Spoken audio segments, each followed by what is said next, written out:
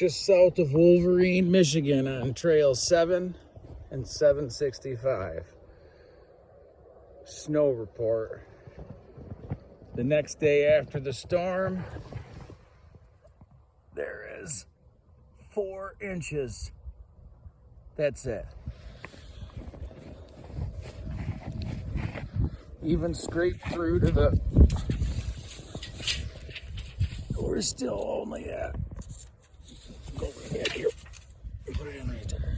So yeah, you can see we scraped it down to the dirt, and there's still maybe only 5 at the most right there. One track. When I came through, there was none, and now there is one.